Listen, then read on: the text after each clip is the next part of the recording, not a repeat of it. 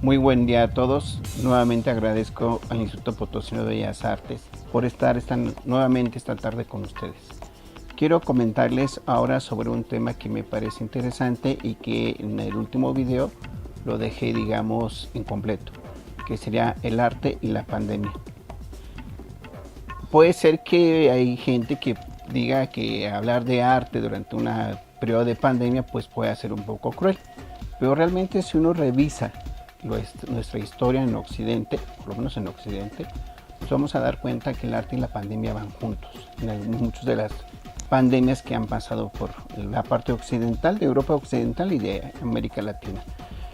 Quiero empezar primero con la pintura. Hay una pintura que me parece interesante, que quiero hablar de ella, que es la de Bruegel, que es el triunfo de la muerte.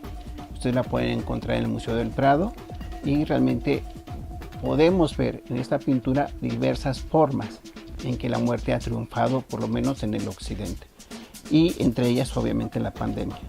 Pero también podemos encontrar dos pinturas, o más bien dos imágenes religiosas en las pinturas del periodo colonial en México y también de España. Una es sobre San Roque y el otro es sobre los santos Cosme y Damián. San Roque es el protector contra las pestes. En la Nueva España, en algunos de los templos que hay aquí en mi país, encuentran algunas pinturas de San Roque, o la podemos encontrar con otras imágenes de santos. Pero durante el periodo novohispano, pues era uno de los santos que se les rezaba y se les hacía procesiones cuando había epidemias. Entonces, por lo menos con la pintura. La narrativa nos ha dejado muy buenas obras. Yo creo que uno de los libros más interesantes escritos en el siglo XVIII es de Daniel Defoe sobre el diario del año de la peste. Daniel Defoe describe la peste que hubo en 1665 en Londres y lo hace de una forma muy literaria. Cualquiera que lo lee pensaría que realmente es una memoria de lo que le haya pasado, pero no. Daniel Defoe nació en 1660, tenía 5 años cuando ocurrió la peste. Y este libro lo escribe de una forma muy literaria, pero también podemos encontrar, digamos, la parte periodística del escritor. Y a los historiadores nos interesa este libro porque nos da una idea de cómo pudo haber ocurrido la peste en una ciudad como Londres. Y uno al leer este libro también nos vamos a dar cuenta que hay cosas que estamos viviendo con esta pandemia del coronavirus.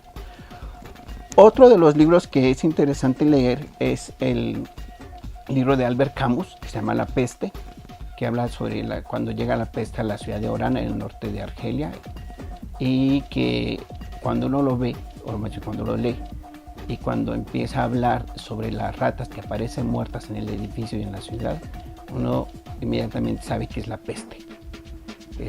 La peste se propaga a partir de las pulgas que traen las pulgas de las ratas, y que después pasan a los seres humanos, se infectan y entonces se inicia el contagio. Otro de los libros que conocemos más es Gabriel García Márquez, que no ha leído, yo creo, El amor en los tiempos del cólera. Y un libro que me interesa mucho, que es muy interesante, es una novela biográfica de Patrick Delville, que se llama Peste y Cólera, que habla sobre la vida de Alexander Yersin. Alexander Yersin formó parte del equipo francés del Instituto Pasteur en París.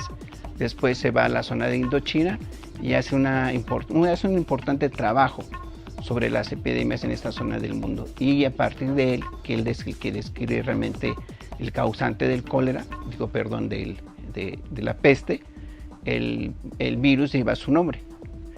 Es un libro que es muy interesante y es biográfico, como les había comentado, y yo creo que de los libros más fáciles de encontrar en las librerías que pueda haber aquí en San Luis. Dejó una muy buena memoria en Vietnam, que incluso su lugar donde vivió está considerado como un museo, y el lugar donde murió se levanta, dicen que una pagoda en Vietnam, y las calles que llevan su nombre se conservaron después de la guerra con Vietnam.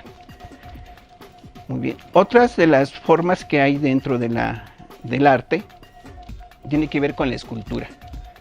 Si uno recorre los panteones de este país o otros lugares de Europa, vamos a encontrar esculturas relacionadas con la muerte. Entonces el arte funerario también. Y ya en el siglo XX pues tenemos la fotografía por un lado, la caricatura que yo les había comentado la vez pasada, puede ser que suene algo trágico o algo, no sé, como la gente lo pueda tomar. Yo creo que la caricatura actualmente es una de las formas de manifestación de arte más comunes. Y por último, pues no hay que olvidarnos del graffiti. En algunos lugares del mundo donde hay problemas de comunicación o de difusión del virus del coronavirus, la gente está usando el graffiti para difundirlo. En Brasil, en Ecuador, en fin, hemos visto varios grafitis que salen publicados en los periódicos donde se ha usado como un medio para difundir el coronavirus entre la población. Bueno, yo les invitaría nuevamente a pensar en que la pandemia, en este momento que nos hemos quedado encerrados en casa, pues hay que buscar la forma de que la gente lo manifiesta a través del arte. Por ejemplo, invitando a los niños que dibujen lo que ha significado para ellos el encierro.